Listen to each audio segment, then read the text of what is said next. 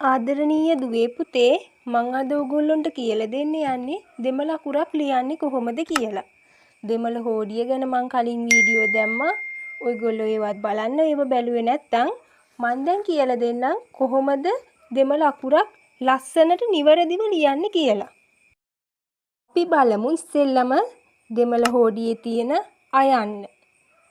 අයන්න ලියන්නේ කොහොමද කියලා. මෙහෙම මේන්න මේ විදියට මෙහෙම බෝලයක් ඇන්දා ඔහොම අරගෙන ආවා ඔහොම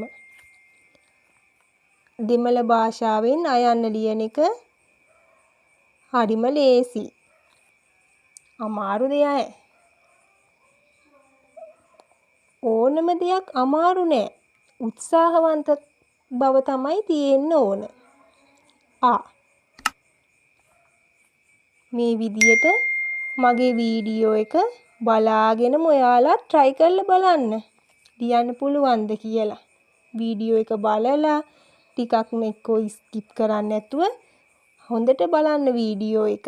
එතකොට ඔයාලට දෙමළ අකුරු ලියන්න පුළුවන්. දැන් මම මේ කියලා දුන්නේ දෙමළ භාෂාවේ අයන්න ලියන විදියනේ. අපි බලමු ආයන්න ලියන්නේ කොහොමද කියලා. මේ ලිව්වේ අයන්න. දැන් අපි ආයන්න ලියලා බලමු. ආයන්නෙත් පොඩි අයන්නට වඩා චූටි වෙනසක් තමයි ආයන්නේ තියෙන්නේ. මෙහෙම ගත්තා. ඉස්සෙල්ලා අපි අයන්න ලියා ගන්නෝ. ඊට පස්සේ මෙන්න මෙහෙම චූටි කෑල්ලක් දාන්න තියෙන්නේ ආයන්නට. මෙහෙම ගත්තා. අයන්න ලිව්වා. මෙන්න මෙහෙම පොඩි කෑල්ලක් දැම්මා. අයන්න ලිව්වා.